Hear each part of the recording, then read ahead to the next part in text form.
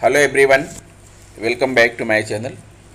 दोस्तों, आप सभी जानते हैं कि मनुष्य विकास की होड़ में तथा अपने आजीविका को अर्जित करने तथा भौतिकतावादी चीज़ों को संकलित करने के लिए अपनी दिनचर्या को बिल्कुल बिगाड़ लिया है और परिणाम दोस्तों मिल रहा है कि मनुष्य तरह तरह की बीमारियों से ग्रसित होता जा रहा है।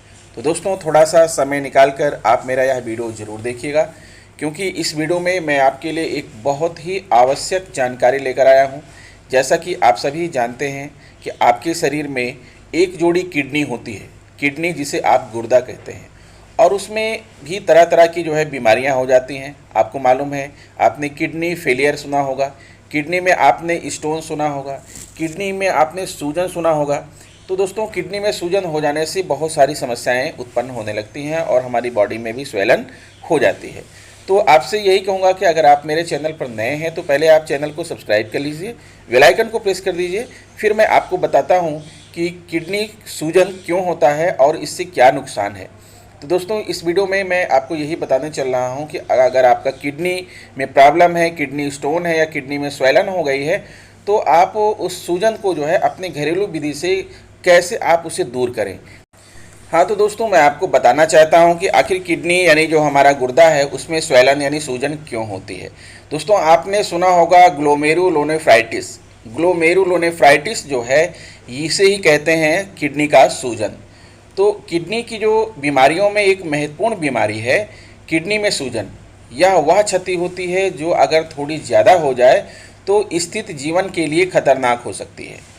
किडनी हमारे शरीर के विषाक्त और बेकार पदार्थों को छानकर पेशाब के माध्यम से बाहर निकालने के साथ शरीर में पानी और तरल पदार्थों का संतुलन बनाए रखती है।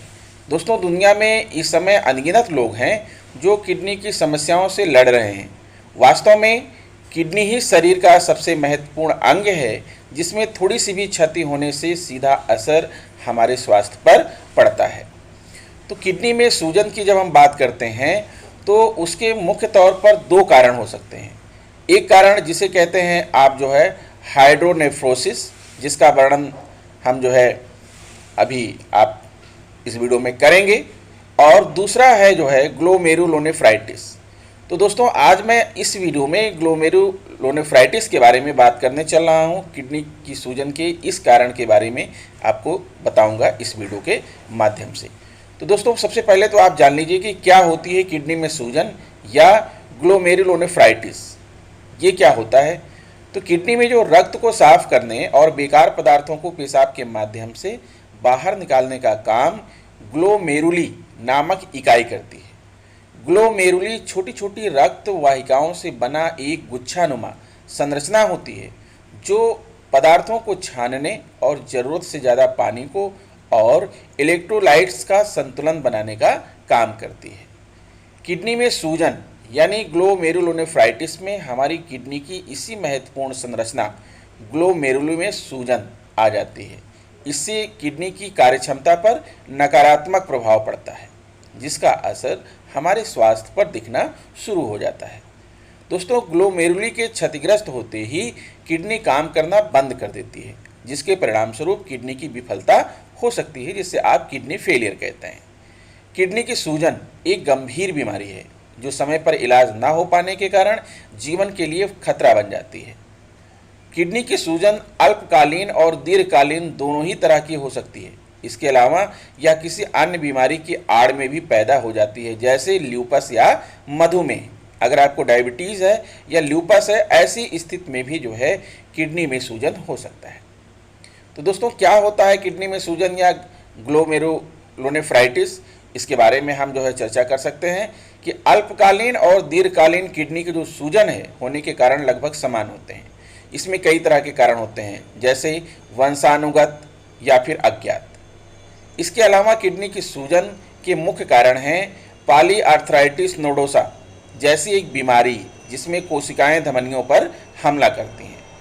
दूसरा है गले की खराश, जो स्ट्रेप्टोकोकी बैक्टीरिया के कारण होती है। 2 या 3 हफ्तों में ये आपका किडनी के सूजन के रूप में परिवर्तित हो जाती है, अर्थात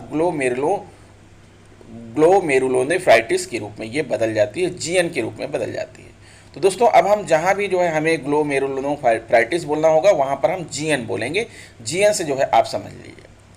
इसके अलावा कुछ गुड पास्चर सिंड्रोम जैसे ऑटो इम्यून रोग जिनके इलाज के दौरान शरीर में बनने वाली एंटीबॉडी मुख्य तौर पर किडनी और फेफड़ों को नुकसान पहुंचाकर किडनी में सूजन का कारण बन सकते हैं। ल्यूपस, आईजीए, नेफ्रोपैथी जैसे कारक जीएन का महत्वपूर्ण कारक हैं। और इसके अतिरिक्त भी बहुत सारी चीज़ें हैं दोस्तों, जैसे आप कह सकते हैं अमाइलाइडोसिस जैसी समस्या, जिससे असामान्य प्रोटीन मरीज के अंगों में जाकर उनकी ऊतकों को नुकसान पहुंचाता है।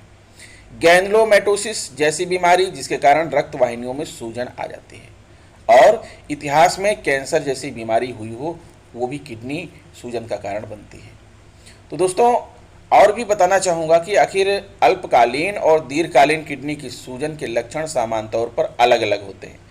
अल्पकालीन किडनी की सूजन के सामान्य लक्षण हैं चेहरे पर सूजन दिखाई देना, पहले की अपेक्षा पेशाब में कमी आ जाना, यूरिन में रक्त आना या पेशाब का रंग बदलकर कोला जैसा हो जाना, फेफड़ों में पानी भर जाने से खांसी आना, उक्त रक्तचाप, किडनी की विफलता।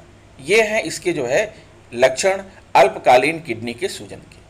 और जो दीर्घकालीन किडनी की सूजन है उसके जो लक्षण है वो धीमी गति से पनपते हैं, जिसके कारण इनके सामने आने में बहुत समय लगता है। जब अल्पकालीन किडनी की सूजन का पता न लग पाए या उसका इलाज ना कराया जाए तो वह दीर्घकालीन किडनी की सूजन बन जाती है। और दीर्घकालीन ग्लोमेरुलोनेफ्राइटिस के सामान्य लक्षण इस प्रकार हैं कि मूत्र में ज़्यादा प्रोटीन और खून का आना जो मूत्र परीक्षण की जांच में आता है, उक्त रक्तचाप, हाई ब्लड प्रेशर, पैरों और चेहरों पर सूजन आना, रात के समय सामान्य से ज़्यादा पेशाब आना। दोस्तों किडनी में सूजन का जो इलाज है उसके लिए क्या करना चाहिए? प्रत्येक मरीज दूसरे से अलग होता है, ऐसे में जाहिर है कि उसकी बीमारी गंभीरता और स्वास्थ्य स्थिति दूसरे मरीज से अलग होती है। इन्हीं बातों को ध्यान में रखकर विशेषज्ञ मरीज का इलाज सुनिश्चित करता है। मरीज के लिए जरूरी है कि किसी और मरीज के इलाज को खुद की समस्या से ना जोड़े और विशेषज्ञ से अपना इलाज कराए। किडनी की जो सूजन है इसका इलाज आपके मामले के प्रकार, कारण और गंभीरता पर निर्भर करता है। आपको निम्नलिखित बातें किडनी की सूजन में दिए जाने वाले इलाज की रूपरेखा मात्र हैं। इलाज साथ ही आपका इलाज इन स्थितियों पर निर्भर करता है आपकी किडनी की सूजन अल्पकालीन है या फिर दीर्घकालीन है, कोई अंतर्निहित बीमारी या अन्य कारण है, या रोग की गंभीरता कितनी है। दोस्तों ग्लोमेरुलोनेफ्राइटिस के इलाज में सबसे पहले रक्तचाप को नियंत्रित करना होता है, क्योंकि यह इस बीमारी का अंतर्निहित कारण है। हालांकि इसे उस समय नियंत्रित करना बहुत मुश्किल हो जाता है जब मरीज की किडनी काम न कर रही हो। ऐसे मामले में विशेषज्ञ मरीज को कैप्टोप्रिल, लिस्नोप्रिल, जेस्ट्रिल, पेरिंडोप्रिल एसोन जैसी दवाएं दे सकते हैं। अगर मरीज की प्रतिरक्षा प्रणाली कमज़ोर हो तो ये बीमारी से नहीं लड़ पा रही है या फिर प्रतिरक्षा प्रणाली उल्टा आपकी किडनी पर प्रहार कर रही है तो विशेषज्ञ मरीज को कार्टिकोस्टेरॉइड जैसी दवाओं के साथ प्रतिरक्षा को दबाने वाली दवाएं लेने की सलाह भी दे सकते हैं। ये दवाएं प्रतिरक्षा प्रणाली की प्रतिक्रिया को कम करती हैं। इलाज के साथ साथ आपको आहार संबंधी सलाह भी दी जा सकती है। अगर मरीज को दीर्घकालीन किडनी की सूजन है तो विशेषज्ञ को आहार में प्रोटीन, नमक और पोटेशियम की मात्रा को कम करने की सलाह दे सकता है। साथ ही तरल पदार्थ लेने और कैल्शियम की मात्रा में बढ़ोतरी करने को कहा जा सकता है। तो दोस्तों मैं अपनी इस वीडियो में विशेष रूप से आपको यही बताना चाहता हूं कि आखिर अगर आपका किडनी में कोई प्रॉब्लम है और किडनी स्वेलन सूजन की प्रॉब्लम है, चाहे वो अल्पकालीन हो चाहे वो दीर्घकालीन हो, तो आप उसका घरेलू उपचार कैसे करें, आप अपने आहार में क्या परिवर्तन लाएं, कौन कौन सी ऐसी चीज़ें हैं जिसका आप उपयोग कर सकते हैं। तो दोस्तों इसमें आता है सबसे पहला है त्रिफला और पानी।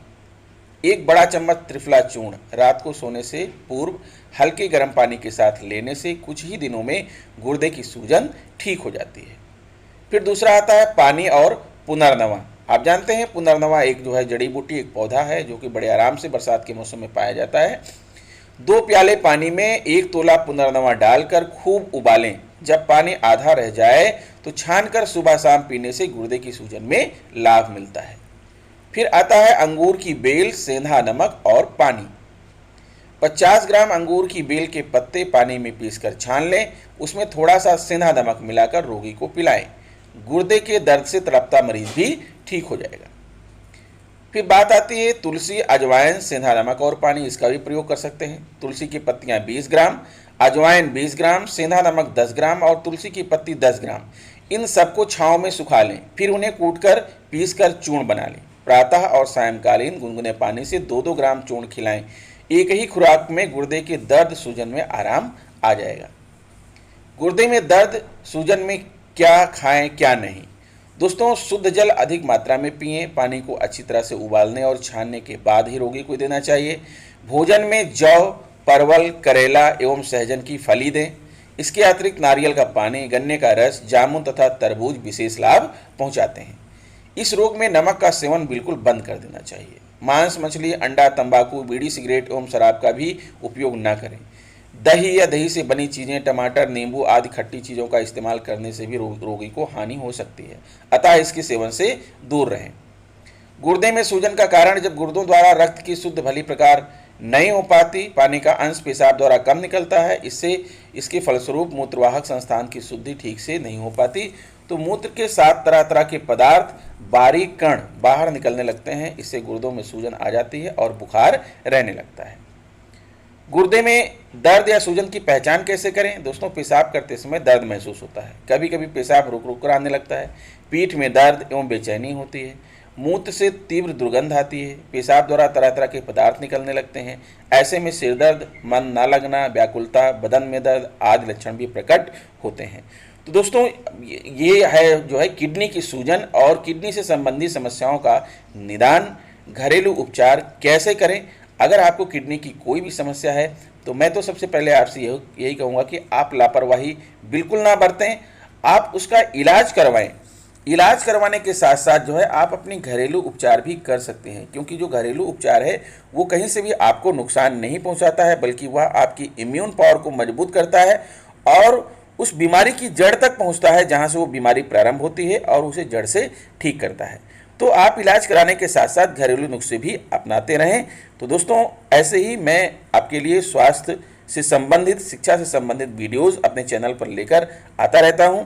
इसलिए रिक्वेस्ट करता हूं कि प्लीज़ मेरे चैनल को सब्सक्राइब कर लीजिए, बेल आइकन को प्रेस कर दीजिए और हो सके तो इसे दूसरे मित्रों को शेयर भी कीजिए। तो मिलूंगा दोस्तों आपसे नेक्स्ट वीडियो में कुछ और नई जानकारी लेकर। तब तक के लिए गुड बाय।